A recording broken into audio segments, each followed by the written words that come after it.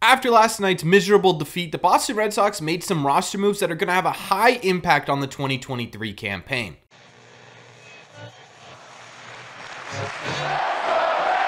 What is going on, everybody? Welcome back to Red Seat Radio. My name is Corbin, and late last night or early this morning, depending on which way you look at it, the Boston Red Sox made 4 separate roster moves, some of them for good reason, some of them for bad reason, and some of them just flat out interesting, but all of them are going to have a huge impact on how the Boston Red Sox finish their 2023 season. So what you're going to do in today's videos, we're going to break down the latest roster moves by the Boston Red Sox. We're going to talk about who was moved, why they were moved, and how this is all going to affect the 2023 Boston Red Sox. But before we get into that, just a heads up, we are going to be live tonight on this channel right around 8 p.m. Eastern time. Tonight's game is a really important game for the 2023 Red Sox, so we're going to watch it live together. We're going to be talking about the season, answering any questions you guys might have, and in general, just hanging out with a whole bunch of Red Sox fans. So if you have not been to one of these yet, I highly recommend coming to this one. Again, it is going to be 8 o'clock tonight on this channel. Don't forget to subscribe and like. Both of those help these channel out a ton, and it would mean a lot to me. Thank you all very much for clicking on this one.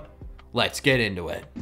Okay, so because there were 4 moves made last night, 2 of them were corresponding to other moves, but 4 moves in total, and there's a lot to cover in today's video. I figure the best place to start is with the biggest news, and that is that Jarren Duran is going to be headed to the IL. Now, for those of you who do not know, Jarren Duran was injured in the finale of the series in New York, in the Bronx. Jarren Duran appeared to mess up his foot on a swing, and running to first base, he sort of hobbled his way to first base. He was later taken out of that game, and after that game, it was labeled as a toe contusion. Now, the original thought with Jarren Duran is that he wouldn't need time on the IL. The original thought was, okay, we'll give him a few days off his feet and he'll be good to go towards the back end of the Houston Astros series, but it appears as though the Boston Red Sox want to be a bit more cautious than that with getting Jarren Duran back onto the field, because last night it was announced that Jarren Duran would be getting MRIs today on his foot to figure out what was actually wrong. So it appears as though it might be something a bit more significant than a toe contusion or a toe bruise.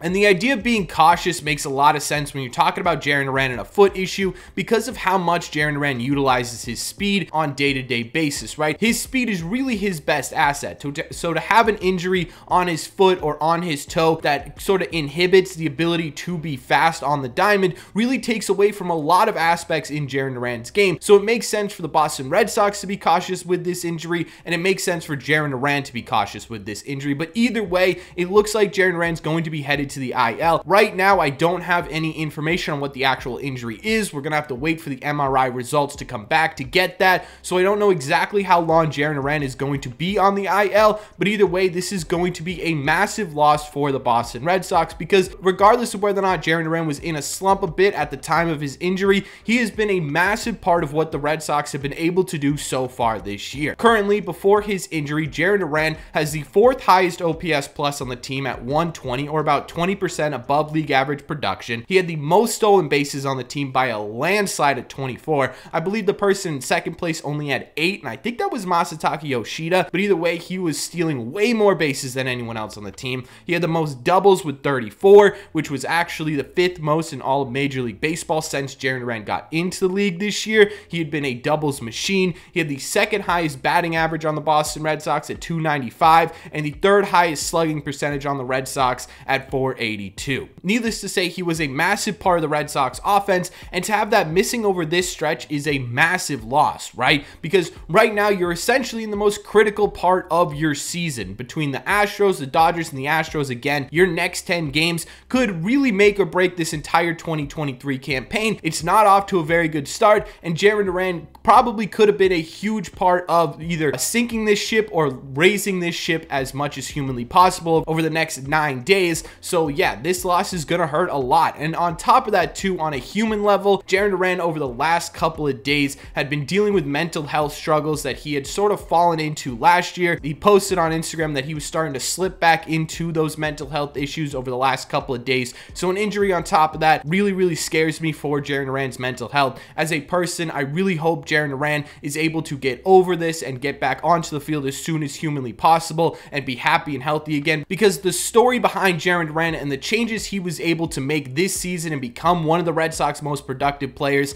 is one of my favorite stories in all of baseball. Mental health is a huge issue in the United States, and it's a big issue when it comes to professional athletes, right? Obviously, these guys are one of the most scrutinized people on earth, so mental health is obviously a big part of the game, and I hope that this injury doesn't multiply his mental health struggles, and I hope he gets the help he needs over the next couple of weeks, and I hope he's back on the field as much as humanly possible. But either way, this is going to be a big loss for the Boston Red Sox. Now, in order to supplement the loss of Jarren Duran, the Boston Red Sox have called up outfielder prospect Wilyer Abreu, who's set to make his major league debut because of this injury. Now, I know a couple of you guys are going to be saying, well, Corbin, why didn't the Red Sox call up, say, Don Rafaela, who's been hot in AAA? Well, there are a couple reasons for that, and the first is that Wilyer Abreu is white hot at the plate. I mean, as hot can get. So far in August, Wilyer Abreu is hitting a crazy 424 with a flat out ridiculous 528 on base percentage. He's literally getting on base more than half the time he is stepping up to the plate.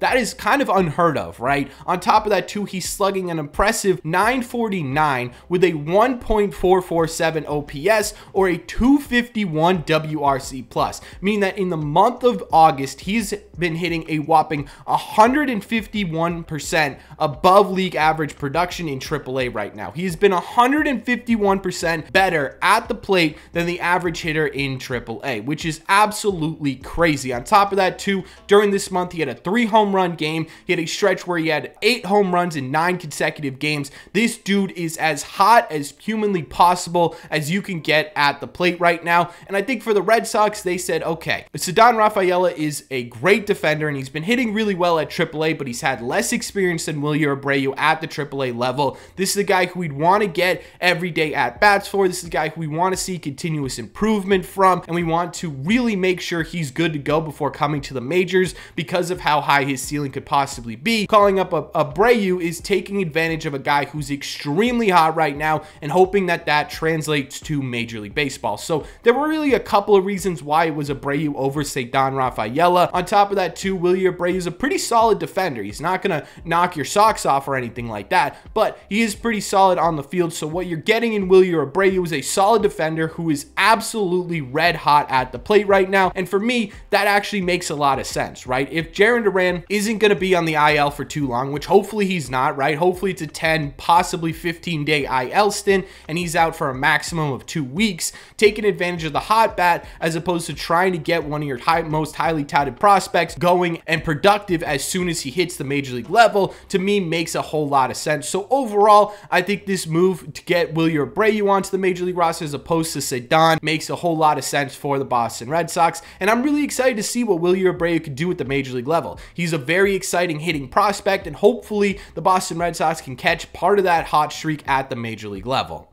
The other 2 moves by the Boston Red Sox last night were to activate one Tanner Houck from the 15-day IL. I still think it's really impressive that he literally had a metal plate inserted into his face and he's back before the end of the season. That's really impressive to me, but overall, I think Tanner Houck will be a good boost to this Red Sox rotation. Now, Houck, statistic-wise overall throughout the entirety of 2023, had been struggling a bit, right? When he went onto the IL, he had a 5.05 ERA with a 91 ERA plus, but there were signs that he was starting to settle down into a starting role before he hit the IL. His FIP was closer to 4 at 4.21, which sounds more accurate to how he had been pitching, and over the last 5 games before the IL, he had a 4.32 ERA and was looking much more successful at getting through that third rotation through the lineup, which had been Houck's biggest struggle throughout the 2023 season so far, right? He had been getting a little bit deeper into games, he'd been giving up less home runs, he'd been looking a little bit better against lefties, everything was starting to look a little bit better for Tanner Houck. Hopefully that continues once he gets back from the IL. But either way, I think it'll be a good boost for this rotation. I think Houck will come in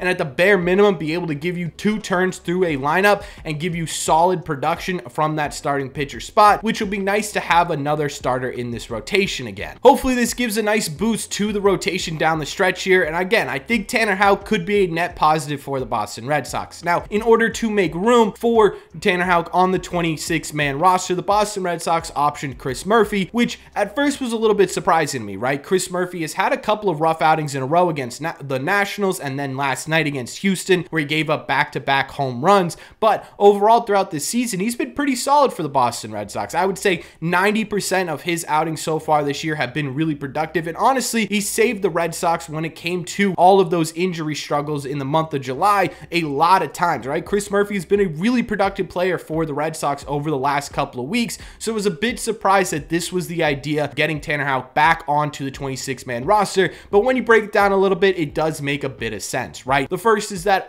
Chris Murphy did have options, so you didn't have to DFA anyone to make room for Tanner Houck. So you're saving yourself a little bit of roster space by optioning Chris Murphy. On top of that too, over your next stretch, the Houston Astros absolutely crush left-handed pitching. Right now, they have a 118 OPS plus against left-handed pitching, which is much higher than their OPS plus against right-handed pitching, which is 98. And then you face the Dodgers as well, who are a bit better against lefties than they are righties. They have a 117 OPS plus against lefties and a 114 OPS plus against righties as well. It makes sense that you're going to go with a more right-handed heavy bullpen over the next few days. Now, what this does mean is that there's a 15-day waiting period until Chris Murphy can be called back up to Major League Baseball. And I actually think this may have been a smart roster manipulation by the Boston Red Sox, because once those 15 days are up, you're talking about September call-ups. The roster expands by 2 spots, and you don't have to DFA anyone to get Chris Murphy back onto the 26-man or 28-man roster